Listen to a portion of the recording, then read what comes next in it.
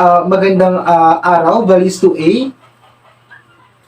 Ako nga pala si Raymond Di Maandal ang mag-uulat ngayong araw na ito at ngayon ay ating tatalakayin ang tamang baybay ng mga salita kung gagamitin sa panulat. Ngunit bago yan, ating munang aalamin ano nga ba ibig sabihin ng salitang baybay o pagbaybay. Ang pagbaybay o baybay ay ito ang pagsulat o pagbigkas ng mga salita ayon sa mga kinakailangan nitong mga salita o pangungusap na nakadepende sa mga pagkakasunod-sunod ng mga letra nito. Ibig sabihin, ito po ay ang organisasyon ng maaaring letra o salita sa mga pangungusap. Ano po? So, ayan. So, sabi ko nga ay tamang gamit ng mga salita sa pagsulat. So, dito po makikita po natin ang mga salitang inuulit. Ano po? So, kapag po tayo, nag-uulit po tayo ng mga salita, particular po kapag ito po ay ating isinusulat, ay ginagamitan natin ito ng gitling sa gitna. Ano po? Inuulit natin ang salita bago or nilalagyan natin ito ng gitling sa gitna. For example po, gaya po nakalagay dito, sino, sino. Ibig sabihin, maaaring mga grupo ng tao ang tinutukoy dito. Ngunit, isa po sa mga kalimitang pagkakamali natin is pinapalitan po natin yung patinig na O o patinig na O at pinapalitan po natin ito ng patinig na U. Ibig sabihin, sabi po dito ay mali daw po ang ganong klase ng pagsulat o pagbigkas. Lalo na po dito sa mga salitang ito. Halimbawa po itong sino, sino. Kalimitan po natin isinusulat o ginagawa po natin is sino, sino. Ibig sabihin, pinapalitan po natin ang patinig na O at ginagawa po natin patinig na U. Tama po palang pagbaybay o pagsulat ng salitang ito ay ulitin lamang ang salita at lagyan ng gitling sa gitna. Sino? Sino? Ano? Kapag nga po ito ay maaaring tinutukoy nito ay mga grupo ng tao sa isang sitwasyon. Pangalawa po is pito, pito. Ganoon din po, kalimitan natin ginagawa, binapalitan po natin ng patinig na U ang patinig na O. Bago po natin siya ulitin. Ano, so ang tama po ay pito-pito. Ano? So ulitin lamang ang salita at lagyan ng gitling sa gitna. Ano, ibig sabihin po ng pito-pito, maaaring magkaroon ng pituhan na bilang sa isang grupo. Ano po? So dito, buto, buto. Ano po? So ganoon din. Kalimitan po natin ginagawa, pinapalitan po natin ng patinig na U ang patinig na O sa salitang buto. Na ang dapat po pala ay ulitin lamang natin ang salitang buto, ano, buto-buto at lagyan ng gitling sa gitna. Ibig sabihin po ng buto-buto ay karaniwang buto lamang or karamihan sa particular po sa ulam, ano po ay buto ang ating makikita sa isang potahe. Ano po? So dito naman sa bato-bato, ano, ganoon din po parang kagaya lang siya ng buto-buto. Ano po? So bato-bato, ulitin lamang ang salitang bato at lagyan ng gitling sa gitna. So, ibig sabihin po ng bato-bato, ano, ay batuhan, ano, batuhan maaaring isang lugar. Ano po? So, dito po, hindi po lahat ng mga salitang inuulit na nagtatakbo sa patinig na O ay uulitin lamang natin o lalagyan natin ng gitling sa gitna. So, may iba po na walang gitling. Ano, walang gitling. At yung iba naman po ay yung patinig na O ay talagang patinig na U ang ginagamit. Kagaya po nito. Halimbawa, bato-bato. Ano? So, ito po ay walang gitling sa gitna. At kung mapapansin po ninyo, patinig na U ang ginamit sa salitang bato-bato. Ibig sabihin, kaya po ito ay katanggap-tanggap po ito. Ano? Katanggap-tanggap sapagkat isang uri ng ibon ang tinutukoy. Kumbaga, may tinutukoy ng particular o isang specific na maaaring bagay o maaaring hayop. Ibig sabihin din po nito, sapagkat ito ay isa lamang salita. Isang salita lamang siya, ano, sapagkat siya ay nauulit, isang salita lamang ang itong bato-bato. Kumpara sa mga nauna natin salita. Ito ay sino? Ano? Sino-sino? Kumbaga, ang salitang ugat niya is yung sino. Kumbaga, dito sa bato-bato ay isa lamang siya, buong salita lamang siya. Ngunit hindi siya yung literal na inuulit na nilalagyan ng gitling sa gitna. Ano? So dito naman po sa halo-halo, ito ay katanggap-tanggap din sapagkat ang tinutukoy dito ay mga bagay na magkakasama. Mga bagay na magkakasama ang tinutukoy. So ibig sabihin halo-halo, mix in English. Ano po? So yun, ang sunod. Ayan.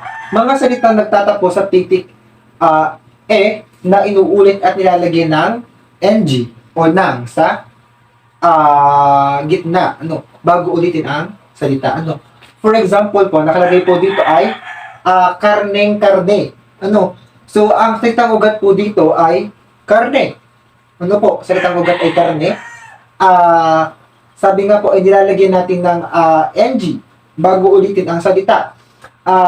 Karneng-karne, ibig sabihin po, karne plus ng, gitling, and karne po ulit. Ibig sabihin, karne. Ibig sabihin, tinutukoy po dito ang panayan o kasukdulan ng isang salita. Ang ibig sabihin po ng karne-karne, panay o lahat karne ang ulam. So, dito naman po, berdeng-berde. Kasukdulan ng salitang ugat na berde. Berde. Okay, ayan. So, tayo po magpatuloy. Berdeng-berde. Ibig sabihin po, kasukdulan ng salitang ugat na berde. So, again, ulit po, binilagyan po natin ng ng, ang salitang berde, at inulit po natin ito. Berde, ng, gitling, at inulit po natin ang salitang berde. Ibig sabihin po ay napaka-berde. Kasukdulan ng salitang berde. Ito na pong last, swerte. Kasukdulan ng salitang swerte.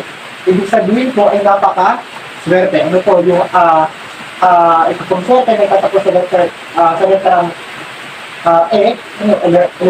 titik, bigkas na baybay na at dinagay po natin ng ng, at inulit po natin ang salitang swerte. Kaya po ito ay naging swerte na ibig sabihin ay napaka-swerte. Ayan. Mga salitang nagtatapos sa patilig at nilalagyan o dinudugtungan ng panlaping han o hin. Ibig sabihin po, mga salitang ang nagtatapos sa letrang at dinudugtungan o dinudugtungan po natin ng mga panlaping han o hin. Kagaya po nito, sine. Pinagdagan po natin ng salit ng panlaping han. Kaya po maging sinihan. Lugar po kung saan lugar panooran ng mga pelikula. Bote. Nilagyan po natin ng panlapingan. Kaya po naging botehan. Ibig sabihin po, lugar, maaring lugar na imbakan o lagayan ng mga bote. So, dito naman po, onsehan. Nilagyan po natin ng patinignahan. Ibig sabihin po, maaaring may 11 bilang ang isang grupo. Pang-apat ay base. Ginawa po natin basehan. At panghuli ay ang klase. Ginawa po natin klasehan. So, mapapansin po ninyo, itong ating mga salitang ugat ay nagtatapos sa salitang o sa patilig na i. Bago po natin sila dinugtungan ng mga panlaping han o hin. So, ayan. Sunod po, mga salitang nagtatapos sa patilig i, ngunit nagiging ay kapag dinudugtungan ng panlaping han o hin. So, ibig sabihin po, hindi po lahat ng mga salitang nagtatapos sa o salitang ugat na nagtatapos sa patilig na i ay maaari po natin dugsungan ng panlaping han o hin. Maaari ito po ay magbago. Maaari ang patilig na i ay maging patilig na ay, magiging matagas po ang pagbigkas ng salita. Kagaya po nito, korte. Naging kortehan. Ibig sabihin, kortehan daan sa korte, maaari ng kaso. So, kung mapansin po ninyo, ito po ay natatapos sa patilig na i, o na f, rather, ang salitang ugat na korte, at nung dinugtungan po natin ng panlaping han, naging ay po ang korte, naging kortehan. Ayan. Pangalawa is atake. Yung i sa dulo ng atake ay naging ay. Atakihin. dinagdagan po natin ng panlaping hin. Ano po? Pangatlo is salbahe. Ano? Natatapos po sa patinig na I. Ano po? Patinig na I o bigkas na E. Ano? At nung dinagdagan po natin ng panlaping hin, ano?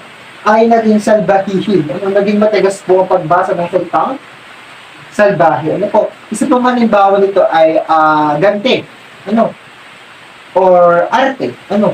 Arte. Ang arte po ay nagtatapos sa salitang ang salitang ugat po na arte ay nagtatapos sa patinig na I. Ano po? At maaari po natin itong gawing artehan. Ano? Dinagdagan po natin ng panlaping han. Ano? At naging matigas po ang pagbigkas ng ating artehan. So, yun, ganun po.